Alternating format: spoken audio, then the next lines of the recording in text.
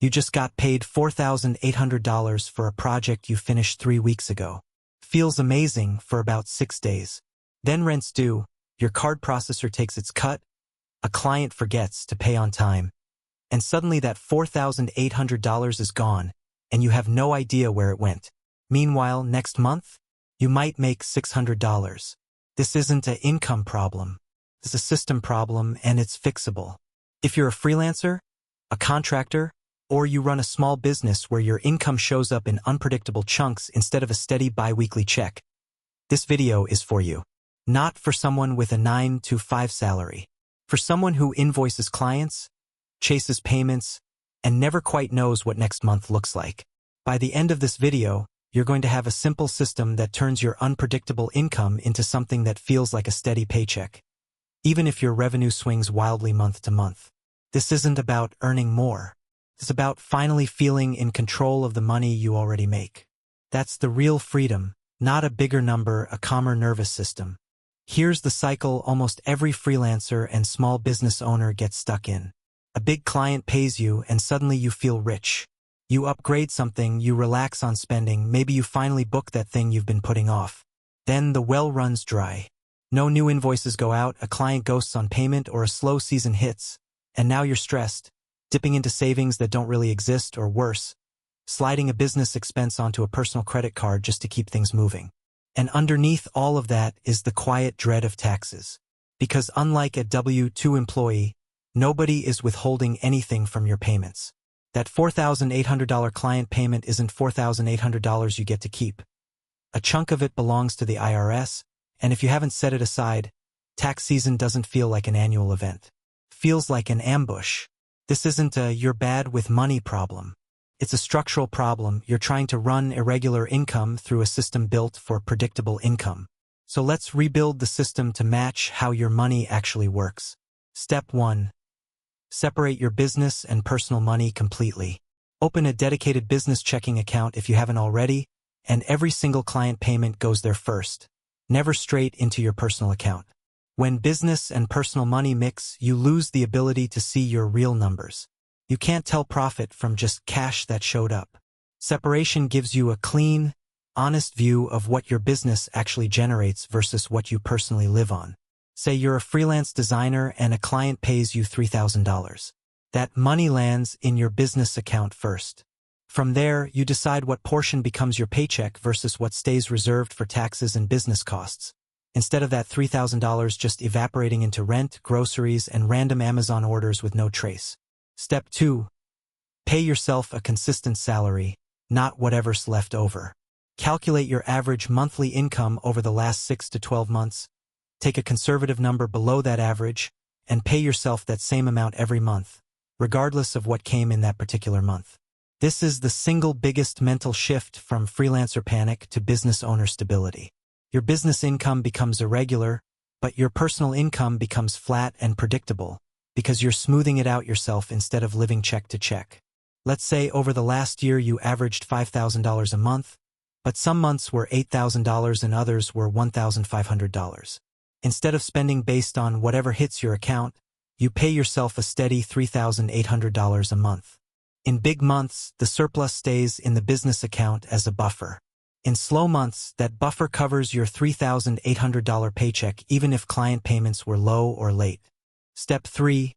Build a tax reserve you never touch. The moment a client payment lands, immediately transfer 25 to 30% of it into a separate savings account earmarked only for taxes.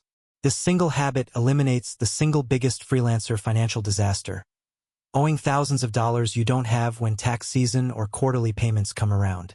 That $3,000 client payment from earlier, the second it lands, $800 moves straight into your tax account. It's uncomfortable at first because it feels like less money, but it's not less money, it was never yours to spend. You're just seeing the truth of your income for the first time. Step 4. Create a feast season buffer account.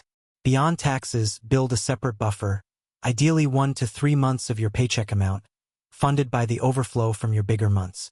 This buffer is what actually breaks the feast-or-famine emotional roller coaster. When a slow month hits, you're not panicking or taking on rushed, underpriced work out of desperation. You're calmly pulling from a system you built for exactly this moment. In an $8,000 month, after your $3,800 paycheck and your tax transfer, there's real surplus left over. Instead of spending it, a chunk goes into your buffer account. 6 months later, when a client project falls through and you only bring in $1,200, your paycheck still goes out like clockwork because the buffer covers the gap. Step 5. Review and adjust monthly, like a business, not a guessing game. Set a recurring 30-minute money meeting with yourself once a month to review income, update your average, and adjust your paycheck amount if needed. Freelance income shifts over time. Client rosters change, rates go up, seasons vary. A system that isn't reviewed becomes outdated fast.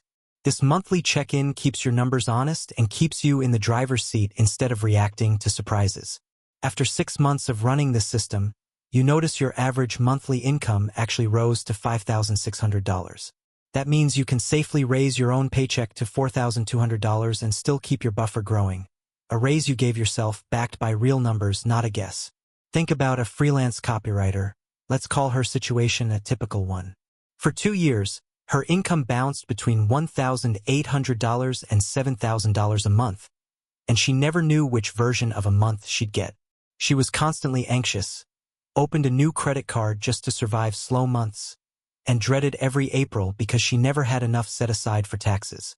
6 months after setting up separate accounts, a fixed monthly paycheck, and an automatic tax transfer on every invoice, everything changed. Not because her income got more predictable, but because her system did. Slow months stopped feeling like emergencies. Tax season stopped feeling like a threat. She wasn't earning more money. She was finally in control of the money she already had. Let's bring this together. Separate your business and personal accounts.